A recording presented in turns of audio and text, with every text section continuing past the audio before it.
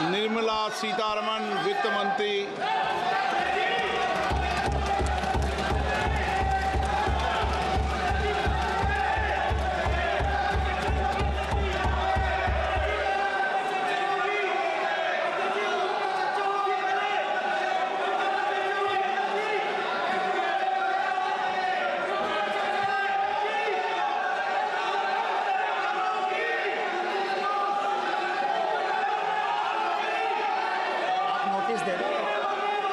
सदस्यगण, budget के बाद राज्यपाल अभिभाषण में आपको पर्याप्त अवसर दूंगा। मेरा आपसे निवेदन है, नहीं माननीय अखिलेश जी, आपने संसद की मर्यादा को आप बना के रखे हैं। कभी बजट भाषण के अंदर इस तरीके का नहीं हुआ, ये उचित नहीं है, ये उचित नहीं है। अखिलेश जी प्लीज, मैं आपको मौका दूंगा राज्यपाल अभिभाषण पे, प्लीज। नो, ये तरीका ठीक नहीं है। No,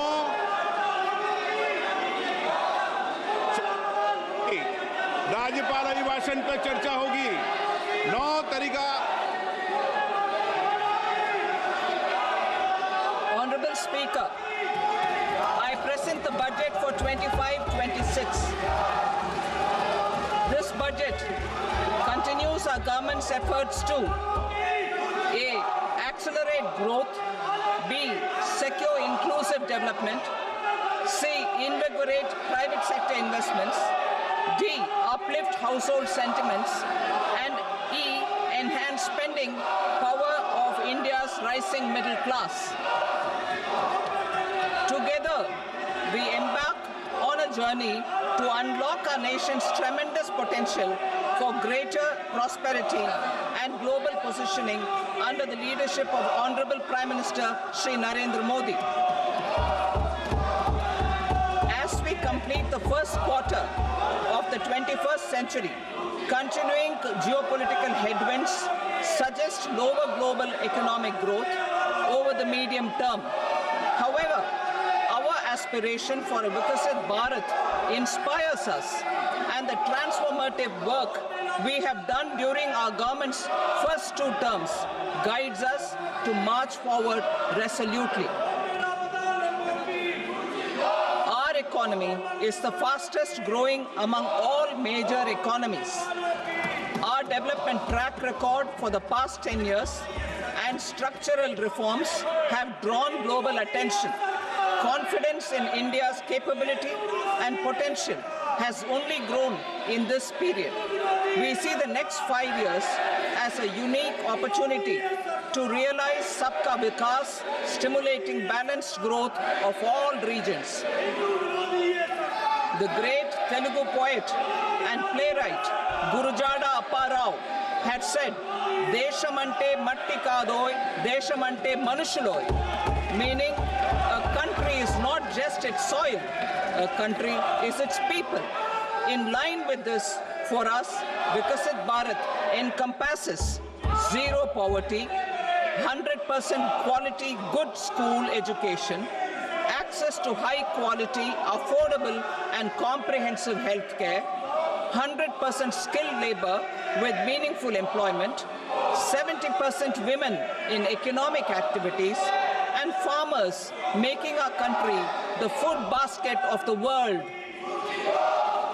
In this budget, the proposed development measures span 10 broad areas, focusing on Garib, youth, Annadata, and Nari, spurring agricultural growth and productivity, building rural prosperity and resilience, taking everyone together on an inclusive growth path, boosting manufacturing and furthering Make in India, supporting MSMEs, enabling employment-led development, investing in people, economy, and innovation, securing energy supplies, promoting exports, and nurturing innovation. For this journey of development, our 4 powerful engines are agriculture, MSME, investments, and exports. The fuel, our reforms. Our guiding spirit, inclusivity, and the destination, Vikasit Bharat. This budget aims to initiate transformative reforms across 6 domains. During the first 5 years, these will augment our growth potential and global competitiveness. The domains are taxation, power sector, urban development, mining, financial sector, and regulatory reforms. Agriculture as the first engine. Now I move to specific proposals, beginning with agriculture as the first engine.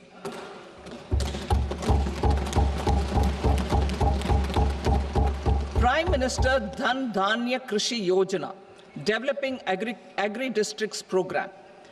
Motivated by the success of the Aspirational District Program, our government will undertake a Prime Minister Dhan Dhanya Krishi Yojana in partnership with states. Through the convergence of existing schemes and specialized measures, the program will cover 100 districts with low productivity, moderate crop intensity, and below average credit parameters. It aims to 1. Enhance agricultural productivity, 2. Adopt crop diversification and sustainable agricultural practices, 3. Augment post-harvest storage at the panchayat and block level, 4. Improve irrigation facilities, and 5. Facilitate availability of long-term and short-term credit. This program is likely to help 1.7 crore farmers. Building rural prosperity and resilience. A comprehensive multi-sectoral rural prosperity and resilience program will be launched in partnership with the states. This will address underemployment in agriculture through skilling, investment, technology, and invigorating the rural economy. The goal is to generate ample opportunities in rural areas so that migration is an option but not a necessity. The program will focus on rural women, young farmers, rural youth, marginal and small farmers, and landless families. The details are in Annexure A. Domestic best practices will be incorporated, and appropriate technical and financial assistance will be sought from multilateral development banks. In Phase 1, 100 developing agri-districts will be covered. Atmanirbharta in pulses. Our government is implementing the National Mission for Edible Oilseed for achieving Atmanirbharta in edible oils.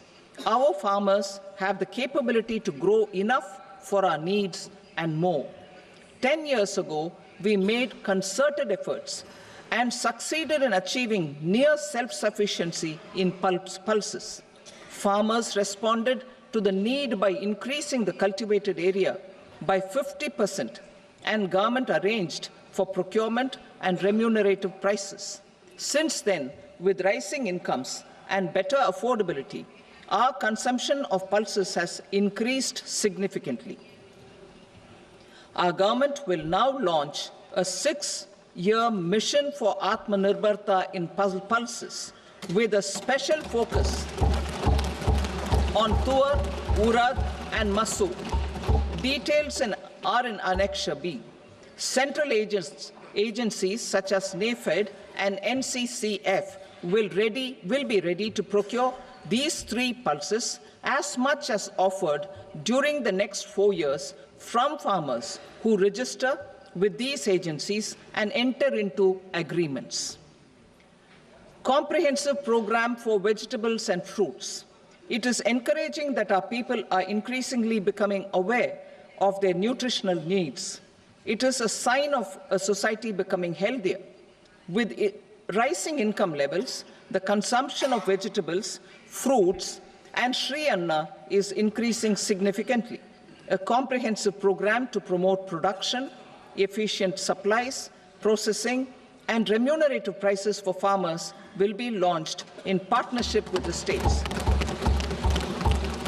Appropriate institutional mechanisms for implementation and participation of farmer producer organizations and cooperatives will be set up. Makhana board in Bihar. For this, there is a special opportunity for the people of Bihar. A Makhana board will be established in the state to improve production, processing, value addition, and marketing of Makhana. The people engaged in these activities will be organized into FPOs. The board will provide hand-holding and training support to Makhana farmers and will also work to ensure they receive the benefits of all relevant government schemes. A national mission on high-yielding seeds will be launched, aimed at 1. Strengthening research ecosystem, 2. Targeted development and propagation of seeds with high yield, pest resistance, and climate resilience, and 3. Commercial availability of more than 100 seed varieties released since July 2024. India ranks second largest globally in fish production and aquaculture. Seafood exports are valued at 60,000 crore rupees. To unlock the untapped potential of the marine sector, our government will bring in an enabling framework for sustainable harnessing of fisheries from Indian exclusive economic zone and high seas, with a special focus on the Andaman and Nicobar and Lakshadweep Islands. For the benefit of lakhs of cotton growing farmers, I am pleased to announce a mission for cotton productivity. This 5-year mission will facilitate significant improvements in productivity and sustainability of cotton farming and promote extra long staple cotton varieties. The best of science and technology support will be provided to farmers. Aligned with our integrated 5F vision for the textile sector, this will help in increasing incomes of the farmers and ensure a steady supply of quality cotton for rejuvenating India's traditional textile sector. Kisan credit cards facilitate short-term loans for 7.7 crore farmers, fishermen, and dairy farmers. The loan limit under modified interest subvention scheme will be enhanced from 3 lakh rupees to 5 lakh rupees for loans taken through the KCC. For Atmanirbharta in urea production, our government had reopened 3 dormant urea plants in the eastern region. To further augment urea supply, a plant with annual capacity of 12.7 lakh metric tons will be set up at Namrup in Assam.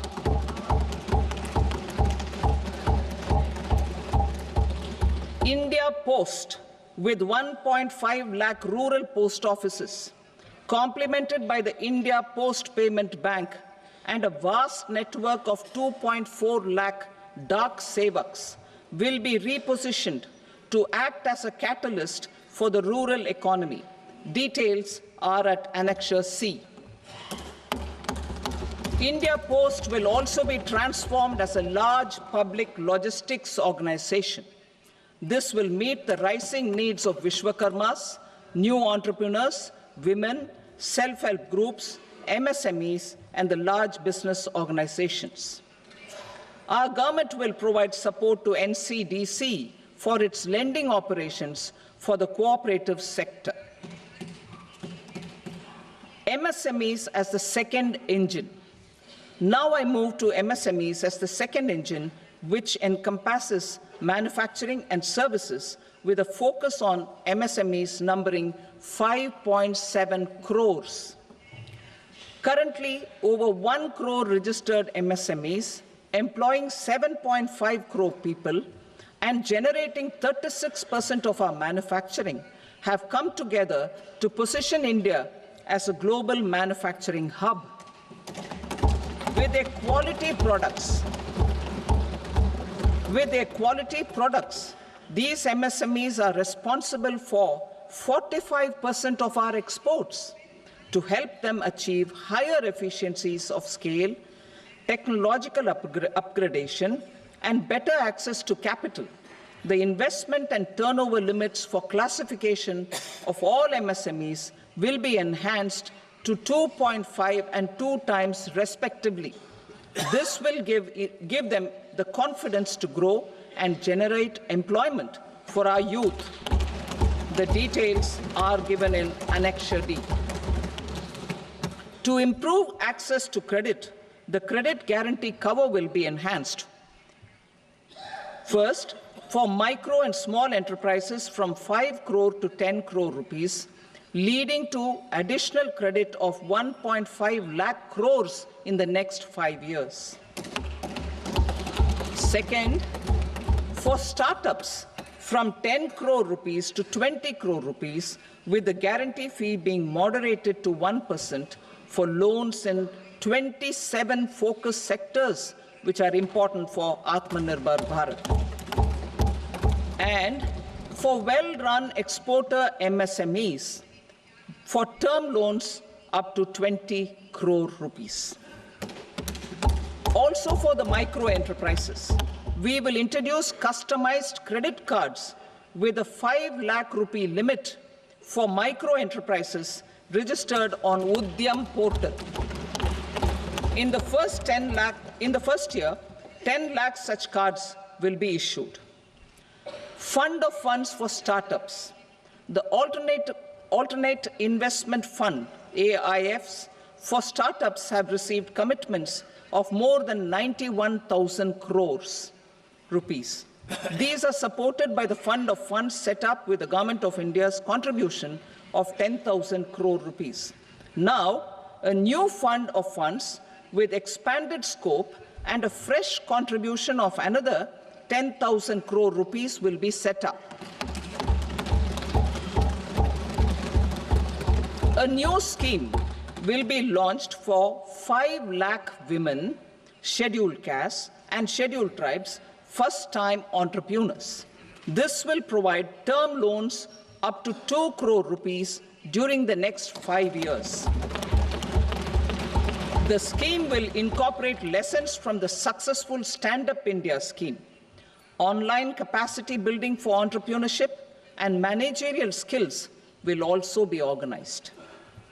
Measures for labor-intensive sectors. To promote employment and entrepreneurship opportunities in labor-intensive sectors, our government will undertake specific policy and facilitation measures. To enhance the productivity, quality, and competitiveness of India's footwear and leather sector, a focused product scheme will be implemented. The scheme will support design capacity, component manufacturing, and machinery required for production of non-leather quality footwear, besides the support for leather footwear and products. The scheme is expected to facilitate employment for 22 lakh persons, generate over 4 lakh crore rupees, and exports of over 1.1 lakh crore rupees. Measures for the toys sector. Building on the National Action Plan for Toys, we will implement a scheme to make India a global hub for toys. The scheme will focus on development of clusters, skills, and a manufacturing ecosystem that will create high-quality, unique, innovative, and sustainable toys that will represent the Made in India brand. Support for food processing. In line with our commitment towards Purvodaya, we will establish a National Institute of Food Technology, Entrepreneurship, and Management in Bihar. The institute will provide a strong fillip to food processing activities in the entire eastern region. This will result in 1. Enhanced income for the farmers through value addition to their produce, and 2. Skilling entrepreneurship and employment opportunities for the youth. Manufacturing mission, furthering Make in India. Our government will set up a national manufacturing mission covering small, medium and large industries for furthering Make in India by providing policy support, execution roadmaps, governance and monitoring framework for central ministries and states. Details are in Annexure E. Given our commitment to climate-friendly development, the mission will also support clean tech manufacturing. This will aim to improve domestic value addition and build our ecosystem for solar PV cells, EV batteries, motors and controllers, electrolyzers, wind turbines, very high voltage transmission equipment and grid-scale batteries. Investment as the third engine. Now I move to investment as the third engine, which encompasses investing in people, investing in the economy, and investing in innovation. Investing in people. Saksham Anganwadi and Poshan 2.0. Saksham Anganwadi and Poshan 2.0 program provides nutritional support to more than 8 crore children, 1 crore pregnant women and lactating mothers all over the country, and about 20 lakh adolescent girls in aspirational districts and the Northeast region. The cost norms for these nutritional support will be enhanced appropriately. Atal Tinkering Labs. 50,000 Atal Tinkering Labs will be set up in government schools in the next 5 years to cultivate the spirit of curiosity and innovation and foster a scientific temper among young minds. Broadband connectivity to government secondary schools and PHCs. Broadband connectivity will be provided to all government secondary schools and primary health centers in rural areas under the BharatNet project. Bharatiya Bhasha Pustak Scheme. We propose to implement a Bharatiya Bhasha Pustak scheme to provide digital form Indian language books for schools and for higher education. This aims to help students understand their subjects better and in their language. National Centers of Excellence for Skilling. Building on the initiative announced in the July 24 budget, 5 national centers of excellence for skilling will be set up with global expertise and partnerships to equip our youth with the skills required for Make for India, Make for the World manufacturing. The partnership will cover curriculum design, training of trainers, and a skills certification framework and periodic reviews. Expansion of capacity in IITs. Total number of students in 23 IITs has increased 100% from 65,000 to 1.35 lakh in the past 10 years.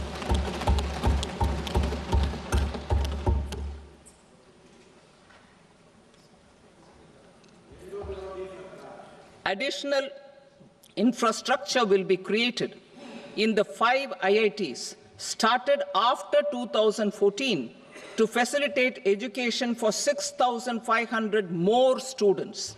Hostel and other infrastructure capacity at IIT Patna will also be expanded.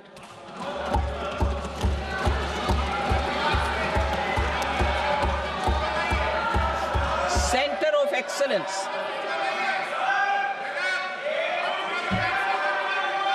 Center of Excellence in AI for Education.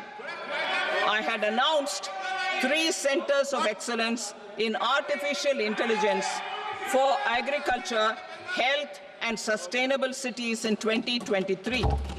Now a center of excellence in artificial intelligence for education will be set up with a total outlay of 500 crores. Expansion of medical education. Our government has added almost 1.1 lakh undergraduate and postgraduate medical education seats in 10 years, an increase of 130%. In the next year, 10,000 additional seats will be added in medical colleges and hospitals towards the goal of adding 75,000 seats in the next 5 years. Daycare cancer centers in all district hospitals. Our government will facilitate setting up of daycare cancer centers in all district hospitals in the next 3 years.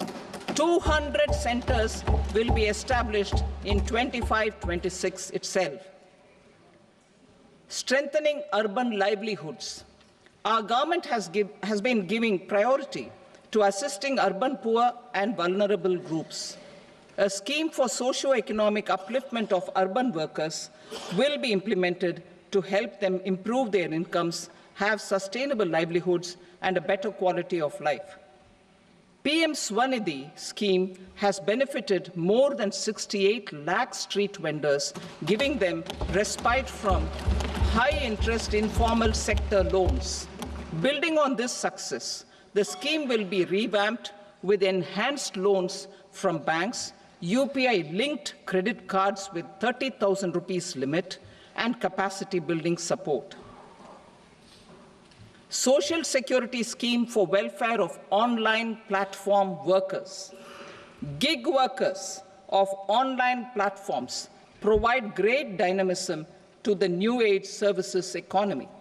Recognizing their contribution, our government will arrange for their identity cards and registration on the e-Shram portal. They will be provided health care under PM Jan Arogya Yojana. This measure is likely to assist nearly 1 crore gig workers.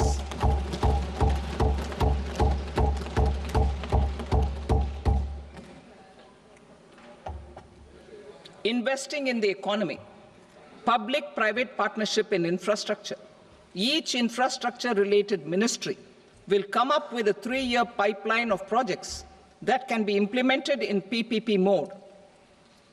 States will also be encouraged to do so and can seek support from the India Infrastructure Project Development Fund, which is a scheme to prepare PPP proposals. Support to states for infrastructure. An outlay of 1.5 lakh crore is proposed for the 50-year interest-free loans to states for capital expenditure and incentives for reforms. Building on the success of the first asset monetization plan announced in 2021, the second plan for 2025 to 30 will be launched to plow back capital of 10 lakh crore in new projects. Regulatory and fiscal measures will be fine-tuned to support the plan. Jal Jeevan Mission. Since 2019, 15 crore households representing 80% of India's rural population have been provided access to portable tap water connections. To achieve 100% coverage, I am pleased to announce the extension of this mission until 2028 with an enhanced total outlay. The mission's focus will be on the quality of infrastructure and O&M of rural piped water supply schemes through Jan Bhagidari. A separate MOU or separate MOUs will be signed with the states and union territories to ensure sustainability and citizen-centric water services delivery. Urban sector reforms. Building on the July budget proposals, urban sector reforms related to governance, municipal services, urban land and planning will be incentivized. Urban Challenge Fund. The government will set up an Urban Challenge Fund of 1 lakh crore rupees to implement the proposals for cities as growth hubs. creative redevelopment of cities, and for water and sanitation purposes announced in the July budget. This fund will finance up to 25% of the cost of bankable projects, with a stipulation that at least 50% of the cost is funded from bonds, bank loans, and PPPs. An allocation of 10,000 crore is proposed in 2025-26. Power sector reforms. We will incentivize electricity distribution reforms and augmentation of intra-state transmission capacity by states. This will improve financial health and capacity of electricity companies. Additional borrowing of 0.5% of GSDP will be allowed to states contingent on these reforms. Nuclear energy mission for Vikasit Bharat. Development of at least 100 gigawatt of nuclear energy by 2047 is essential for our energy transition efforts. For an active partnership with the private sector towards this goal, amendments to the Atomic Energy Act and the Civil Liability for Nuclear Damage Act will be taken up.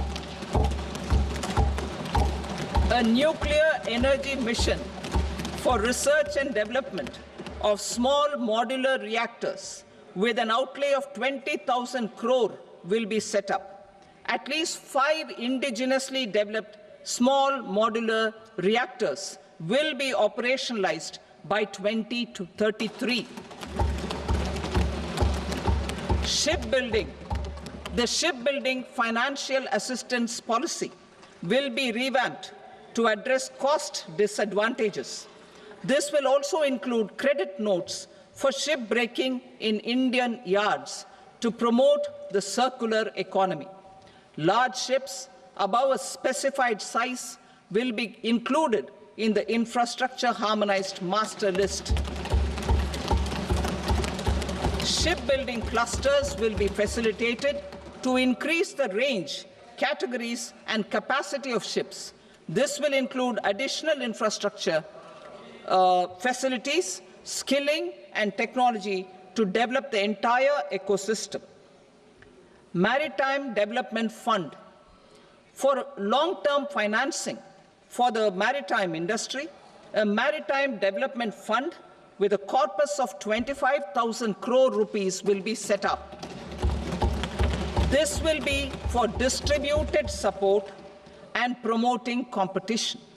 This will have up to 49% contribution by the government, and the balance will be mobilized from ports and from private sector. UDAN regional connectivity schemes. UDAN has enabled 1.5 crore middle-class people to meet their aspirations for speedier travel. The scheme has connected 88 airports, and operationalized 619 routes. Inspired by that success, a modified UDAN scheme will be launched to enhance regional connectivity to 120 new destinations and carry 4 crore passengers in the next 10 years. 4 crore additional passengers in the next 10 years. The scheme will also support helipads and smaller airports in hilly, aspirational, and northeast regional districts. Greenfield airports will be facilitated in Bihar to meet the future needs of the state. These will be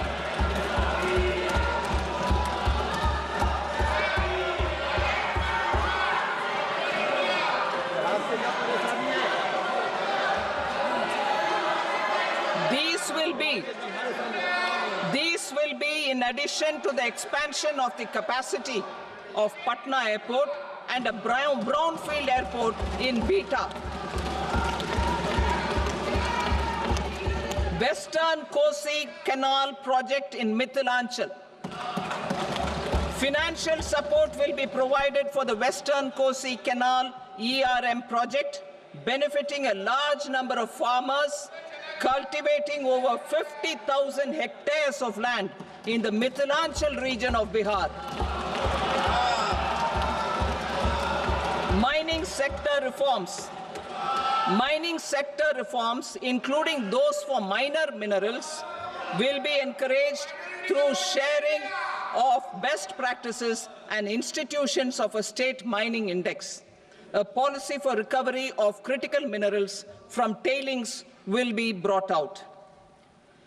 Under the special window for affordable and mid-income housing, SWAMI, 50,000 dwelling units in stressed housing projects have been completed and keys handed over to home buyers. Another 40,000 units will be completed in 2025, further helping middle-class families who were paying EMIs on loans taken for apartments while also paying rent for their current dwellings. Building on this success, SWAMI Fund 2 will be established as a blended finance facility with contribution from the government, banks and private investors. This fund of 15,000 crore rupees will aim for expeditious completion of another 1 lakh units. PM Gati Shakti data for private sector. For furthering PPPs and assisting the private sector in project planning, access to relevant data and maps from the PM Gati Shakti portal will be provided. Tourism for employment-led growth. Top 50 tourist destination sites in the country will be developed in partnership with states through a challenge mode. Land for building key infrastructure will have to be provided by the states. Hotels in these destinations will be included in the infrastructure harmonized list. The following measures will be taken for facilitating employment-led growth: organizing intensive skill development programs for our youth, including in institutes of hospitality management, providing mudra loans for homestays, improving ease of travel and connectivity to tourist destinations, providing performance-linked incentives to states for effective destination management, including tourist amenities, cleanliness, and marketing efforts, and introducing streamlined e-visa facilities along with visa fee waivers for certain tourist groups. Continuing with the emphasis on places of spiritual and religious significance, in the July budget, there will be a special focus on destinations related to the life and times of Lord Buddha. Medical tourism and heal in India. Medical tourism and heal in India will be promoted in partnership with the private sector, along with capacity building and easier visa norms. Investing in innovation. To implement private sector-driven research, development, and innovation initiatives announced in the July budget, I am now allocating 20,000 crore rupees for this purpose. A deep tech fund of funds will also be explored to catalyze the next generation startups as a part of this initiative. In the next 5 years, under the PM Research Fellowship Scheme, we will provide 10,000 fellowships for technological research in IITs and IISc with enhanced financial support. The second gene bank with 10 lakh germplasm lines will be set up for future food and nutritional security. This will provide conservation support to both public and private sectors for genetic resources. We will start a national geospatial mission to develop foundational geospatial infrastructure and data. Using PM Gati Shakti, this mission will facilitate modernization of land records, urban planning, and design of infrastructure projects. A Gyan Bharatam mission for survey, documentation, and conservation of our manuscript heritage with academic institutions, museums, libraries, and private collectors will be undertaken to cover more than 1 crore manuscripts. We will set up a national digital repository of Indian knowledge systems for knowledge sharing. Now I move to exports as the fourth engine. We will set up an export promotion mission with sectoral and ministerial targets driven jointly by the Ministries of Commerce, MSME, and Finance. It will facilitate easy access to export credit, cross-border factoring support, support to MSMEs to tackle non-tariff measures in overseas markets. A digital public infrastructure, Bharat Trade Net, for international trade will be set up as a unified platform for trade documentation and financing solutions. This will complement the Unified Logistics Interface platform. The BTN will be aligned with international practices. Support will be provided to develop domestic manufacturing capacities for our economy's integration with global supply chains. Sectors will be identified based on objective criteria. Facilitation groups with participation of senior officers and industry representatives will be formed for select products and supply chains. Through this, there are huge opportunities related to Industry 4.0, which needs high skills and talent. Our youth have both. Our government will support the domestic electronic equipment industry to leverage this opportunity for the benefit of our youth. A national framework will be formulated as guidance to states for promoting global capability centers in emerging Tier 2 cities. This will suggest measures for enhancing availability of talent and infrastructure, building bylaw reforms, and mechanisms for collaboration with industry. Our government will facilitate upgradation of infrastructure and warehousing for air cargo, including high-value perishable horticultural produce. Cargo screening and customs protocol will be streamlined and made user-friendly. Reforms as the fuel. Over the past 10 years, our government has implemented several reforms for convenience of taxpayers, such as faceless assessment, 2, taxpayer charter, 3, faster returns, 4, almost 99% returns being on self-assessment, and 5, Vivad Se Vishwas scheme.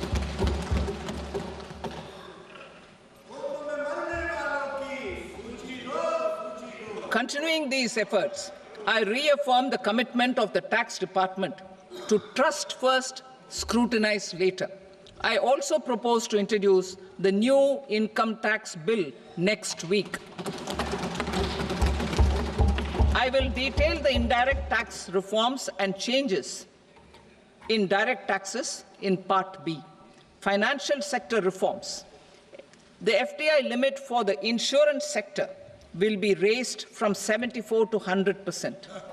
This enhanced limit will be available for those companies which invest the entire premium in India.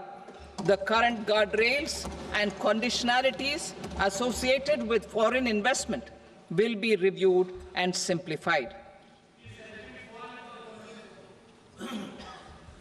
The services of India Post Payment Bank will be deepened and expanded in rural areas. NABFID will set up a partial credit enhancement facility for corporate bonds for infrastructure. Public sector banks will develop Grameen Credit Score framework to serve the credit needs of SHG members and people in rural areas. A forum for regulatory coordination and development of pension products will be set up. To implement the earlier announcement on simplifying the KYC processes, the revamped Central KYC Registry will be rolled out in 2025. We will also implement a streamlined system for periodic updating. Requirements and procedures for speedy approval of company mergers will be rationalized. The scope for fast-track mergers will also be widened and the process made simpler.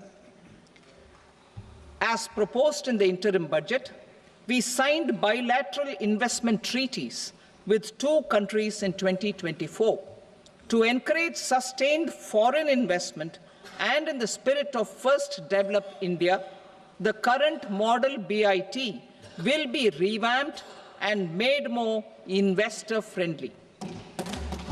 In the last 10 years, in several aspects, including financial and non-financial, our government has demonstrated a steadfast commitment to ease of doing business.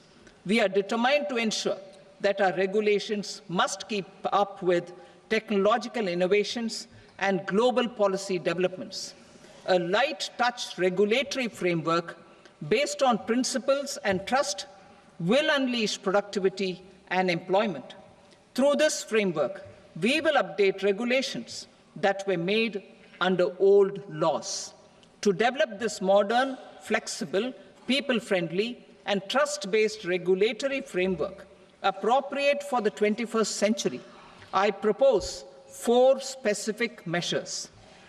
A high-level committee for regulatory reforms will be set up for a review of all non-financial sector regulations, certifications, licenses, and permissions. The committee will be expected to make recommendations within a year.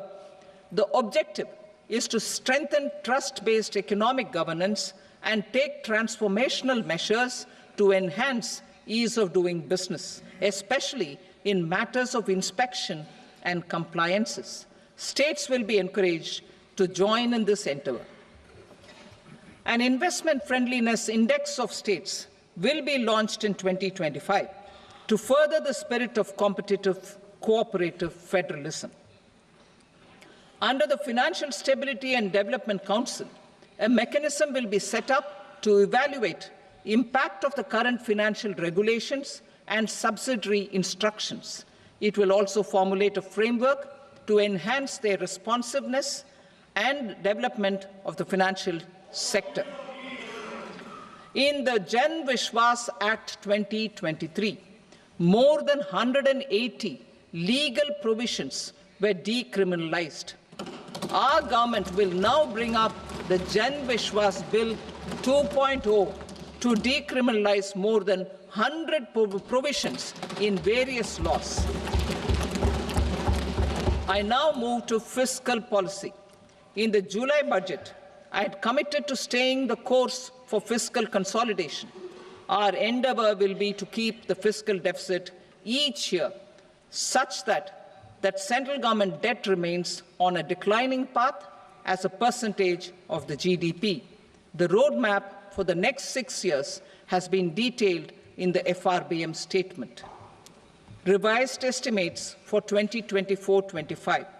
The revised estimate of the total receipts other than borrowings is 31.47 lakh crore rupees, of which the net tax receipts are 25.57 lakh crore rupees. The revised estimate of the total expenditure is 47.16 lakh crore rupees, of which the capital expenditure is about 10.18 lakh crore rupees. The revised estimate of the fiscal deficit is 4.8% of the GDP. Budget estimates for 25-26. Coming to 25-26, the total receipts other than borrowings and total expenditure are estimated at 34.96 lakh crore rupees and 50.65 lakh crore rupees respectively. The net tax receipts are estimated at 8.37 lakh crore rupees. The fiscal deficit is estimated to be 4.4% of GDP. To finance the fiscal deficit, the net market borrowings from dated securities are estimated at 11.54 lakh crore. The balance financing is expected to come from small savings and other sources. The gross market borrowings are estimated at 14.82 lakh crore rupees. I will now move to Part B. Indirect taxes. My proposals relating to customs aim to rationalize tariff structure and address duty inversion. These will also support domestic manufacturing and value addition, promote exports, facilitate trade, and provide relief to common people. Rationalization of customs tariff structure for industrial goods. As a part of comprehensive review of customs rate structure announced in July 2024 budget, I propose to 1. Remove 7 tariff rates. This is over and above the 7 tariff rates removed in 23-24 budget. After this, there will be only 8 remaining tariff rates, including 0 rate. 2. Apply appropriate cess to broadly maintain effective duty incidence, except on a few items where such incidence will reduce marginally. 3. Levy not more than 1 cess or surcharge. Therefore, I propose to exempt social welfare surcharge on 82 tariff lines that are subject to a cess. I shall now take up sector-specific proposals. To provide relief to patients, particularly those suffering from cancer, rare diseases, and other severe chronic diseases, I propose to add 36 life-saving drugs and medicines to the list of medicines fully exempted from basic custom duty.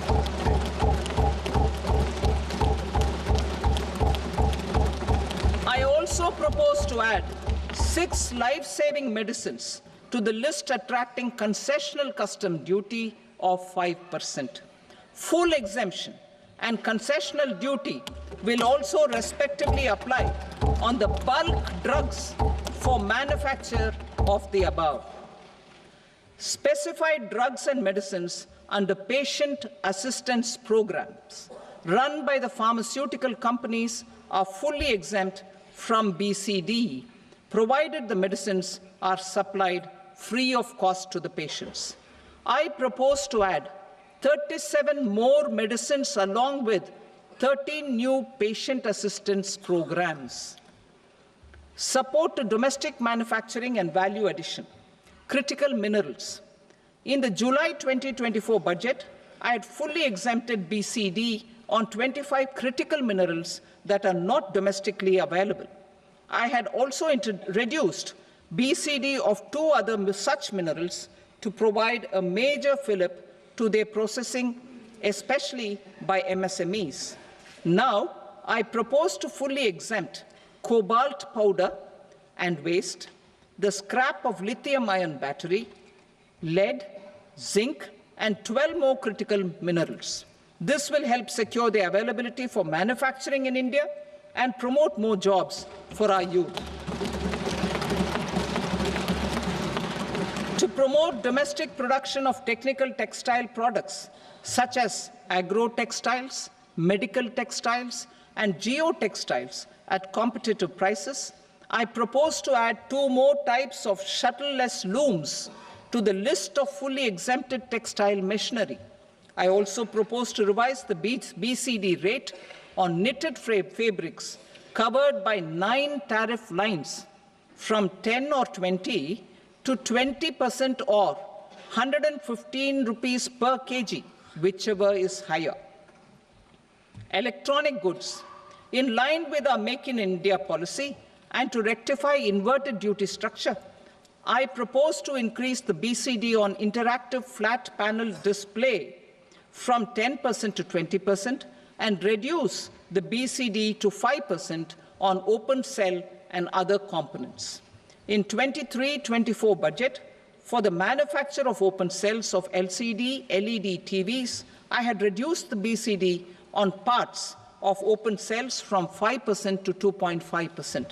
To further boost the manufacture of such open cells, the BCD on these parts will now stand exempted. Lithium-ion battery.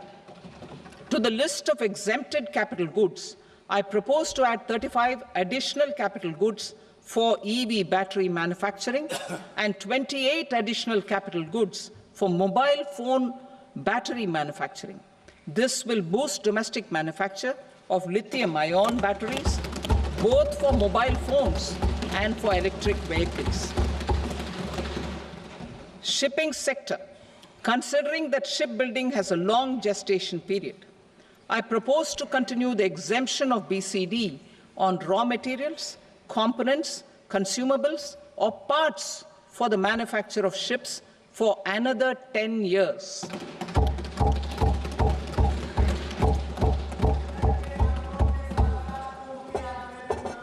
I also propose the same dispensation for shipbreaking to make it more competitive. Telecommunication. To prevent classification disputes, I propose to reduce the BCD from 20% to 10% on carrier-grade Ethernet switches to make it at par with non-carrier-grade Ethernet switches. Export promotion. To facilitate exports of handicrafts, I propose to extend the time period for export from 6 months to 1 year, further extendable by another 3 months if required.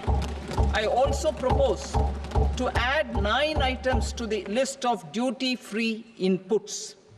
Leather sector. I propose to fully exempt BCD on wet blue leather to facilitate imports for domestic value addition and employment. I also propose to exempt crust leather from 20% export duty to facilitate exports by small tanners. Marine products. To enhance India's competitiveness in the global seafood market, I propose to reduce BCD from 30% to 5% on frozen fish paste, surimi, for manufacture and export of its analog products. I also propose to reduce BCD from 15% to 5% on fish hydrolysates for manufacture of fish and shrimp feed. In July 2024 budget, to promote development of domestic MROs for aircraft and ships, I had extended the time limit for export of foreign origin goods that were imported for repairs from 6 months to 1 year and further extendable by 1 year. I now propose to extend the same dispensation for railway goods. Time limit for provisional assessment. Presently, the Customs Act 1962 does not provide any time limit to finalize provisional assessments, leading to uncertainty and cost to trade. As a measure of promoting ease of doing business, I propose to fix a time limit of 2 years, extendable by a year, for finalizing the provisional assessment. I propose to introduce a new provision that will enable importers or exporters, after clearance of goods, to voluntarily declare material facts and pay duty with interest but without penalty. This will incentivize voluntary compliance.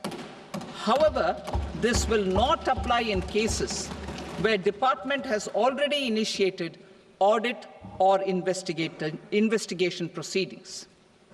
For industry to better plan their imports, I propose to extend the time limit for the end use of imported inputs in the relevant rules from 6 months to 1 year. This will provide operational flexibility in view of cost and uncertainty of supply. Further, such importers will now have to file only quarterly statements instead of a monthly statement.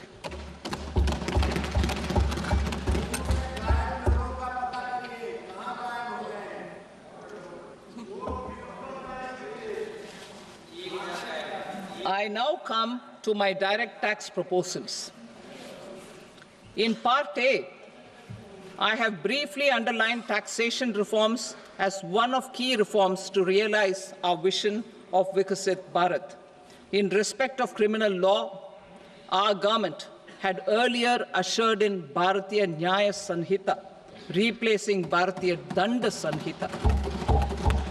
I am happy to inform this august House and the country that for new income tax bill will carry forward the same spirit of Nyaya in its drafting as well.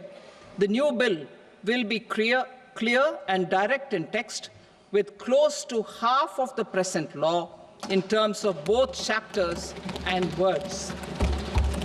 It will be simple to understand for taxpayers and tax administrators, leading to tax certainty and reduced litigation. Reforms, however, are not a destination. They are means to achieve good governance for our people and economy. Providing good governance primarily involves being responsive.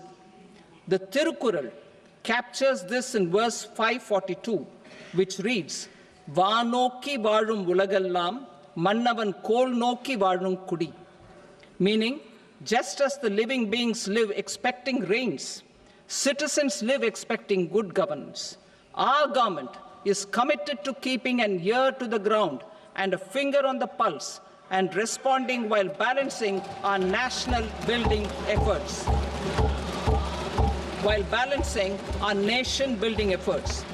The following measures will detail just how our government will, under the guidance of PM Modi, has taken steps to understand and address. I repeat that sentence, sir. The following measures will detail just how our government, under the guidance of PM Modi, has taken steps to understand and address the needs voiced by our citizens. My tax proposals are guided by this spirit. The objectives of my proposals are as follows: personal income tax reforms with special focus on middle class, rationalization of TDS and TCS for easing difficulties, encouraging voluntary compliance, reducing compliance burden, ease of doing business, employment and investment. I will come to my proposal on personal income tax towards the end. TDS and TCS, rationalization for easing difficulties. I propose to rationalize tax deduction at source, TDS, by reducing the number of rates and thresholds above which TDS is deducted. Further, threshold amounts for tax deduction will be increased for better clarity and uniformity. The limit for tax deduction on interest for senior citizens is being doubled from the present 50,000 rupees to 1 lakh rupees. Similarly, the annual limit of 2.40 lakh rupees for TDS on rent is being increased to 6 lakh rupees. This will reduce the number of transactions liable to TDS, thus benefiting small taxpayers receiving small payments. The threshold to collect tax at source, the TCS, on remittances under RBI's liberalized remittance scheme, the LRS, is proposed to be increased from 7 lakh to 10 lakhs. I also propose to remove TCS on remittances for education purposes, where such remittances is out of a loan taken from a specified financial institution. Both TDS and TCS are being applied on any transaction related to sale of goods. To prevent such compliance difficulties, I propose to omit the TCS. I also propose that the provisions of the higher TDS deduction will now apply only in non-PAN cases. In July 2024, the delay for payment of TDS up to the due date of filing statement was decriminalized. I propose to provide the same relaxation to TCS provisions as well. The government under the leadership of Prime Minister Modi believes in Sabka Saath, Sabka Vikas, Sabka Vishwas and Sabka Prayas. In line with this, we brought in updated return facility in 2022 for voluntary compliance by taxpayers who had omitted to report their correct income. Our trust in taxpayers was proved right. Nearly 90 lakh taxpayers voluntarily updated their incomes by paying additional tax. Taking this trust further, I now propose to extend the time limit to file updated returns for any assessment year from the current limit of 2 years to 4 years. I propose to reduce the compliance burden for small charitable trusts and institutions by increasing their period of registration from 5 years to 10 years. It is also proposed that disproportionate consequences do not arise for minor defaults such as incomplete applications filed by charitable entities. Presently, taxpayers can claim the annual value of self-occupied properties as nil only on the fulfillment of certain conditions. Considering the difficulties faced by taxpayers, it is proposed to allow the benefit of 2 such self-occupied properties without any condition. To streamline the process of transfer pricing and to provide an alternative to yearly examination, I propose to introduce a scheme for determining arm's length price of international transaction for a block period of 3 years. This will be in line with global best practices. With a view to reduce litigation and provide certainty in international taxation, the scope of safe harbor rules is being expanded. A number of senior and very senior citizens have very old national savings scheme accounts.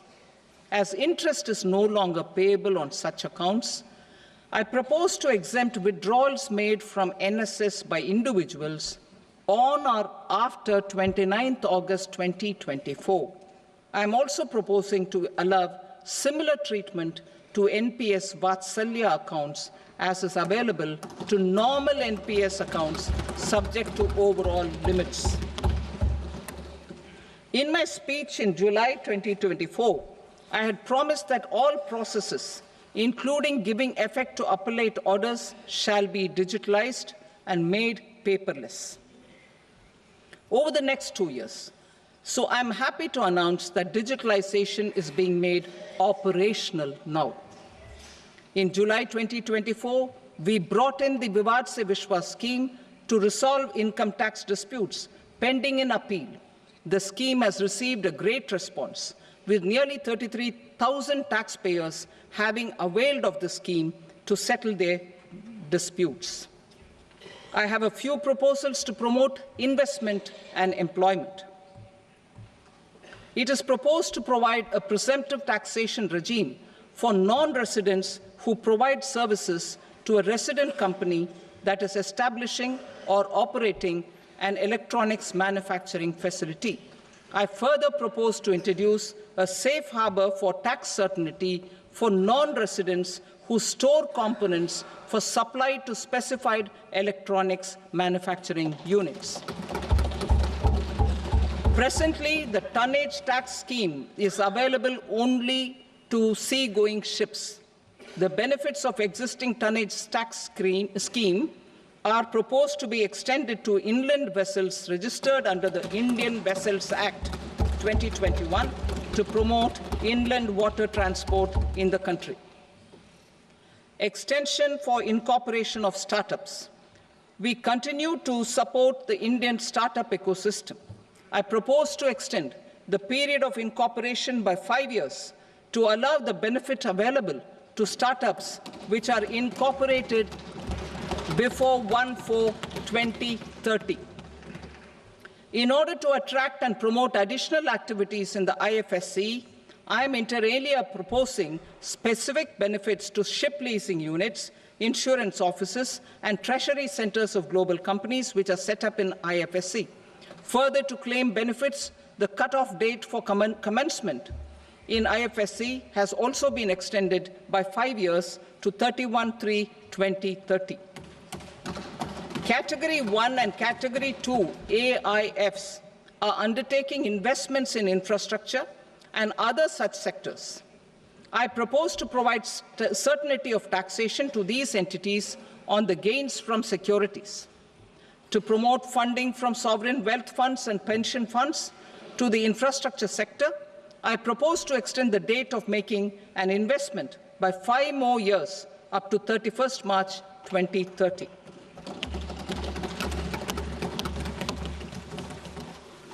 Personal income tax reforms with special focus on middle class. Democracy, demography, and demand are the key support pillars in our journey towards Vikasit Bharat. The middle class provides strength for India's growth. This government, under the leadership of Prime Minister Modi, has always believed in the admirable energy and ability of the middle class in nation building. In recognition of their contribution,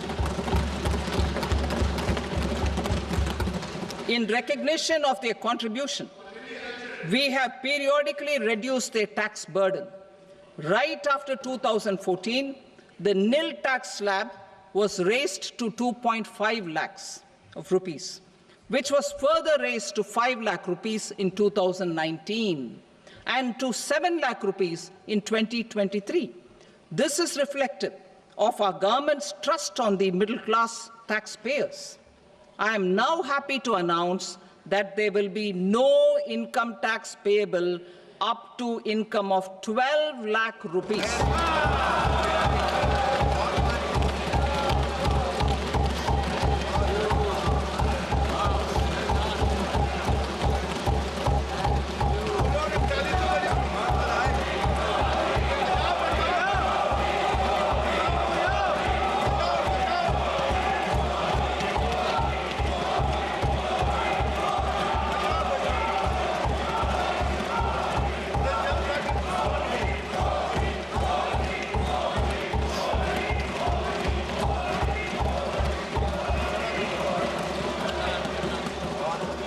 So, average income of 1 lakh per month, other than the special rate income such as capital gains, under the new regime. This limit will be 12.75 lakh for salaried taxpayers due to the standard deduction of 75,000. Slabs and rates are being changed across the board to benefit all taxpayers. The new structure will substantially reduce the taxes of the middle class and leave more money in their hands, boosting household consumption, savings, and investment. In the new tax regime, I propose to revise tax rate structures as follows: 0 to 4 lakh rupees nil, 4.8 lakh rupees to 4 to 8 lakh rupees 5%, 8 to 12 lakh rupees 10%, 12 to 16 lakh rupees 15%, 16 to 20 lakh rupees 20%, 20 to 24 lakh rupees 25%, and above 24 lakh rupees 30%. To taxpayers up to 12 lakh of normal income, other than special rate income such as capital gains. I read that again. To taxpayers up to 12 lakh of income, other than special rate income such as capital gains, tax rebate is being provided in addition to the benefit due to slab rate reduction in such a manner that there is no tax payable by them. The total tax benefit of slab rate changes and rebate at different income levels can be illustrated with a few examples.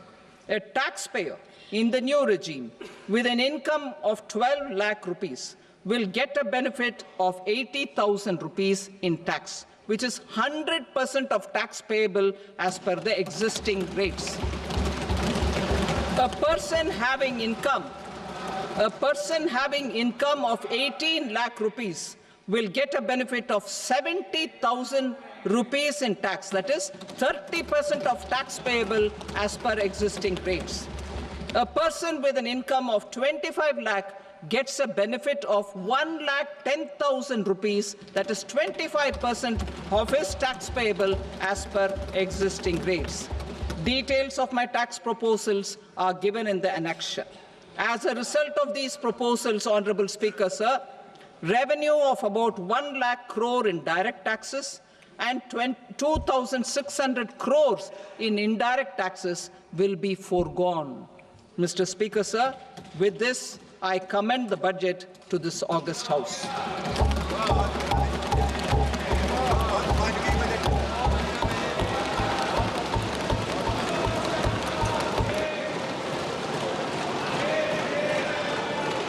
Item number 2, Srimati Nirmala Sitharaman.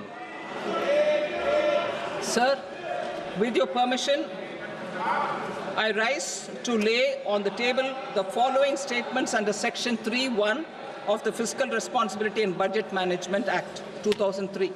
Medium-term fiscal policy cum fiscal policy strategy statement and macroeconomic framework statement. Item number 3, Srimati Nirmala Sitharaman. Sir, with your permission, I rise to move for leave to introduce the Finance Bill 2025.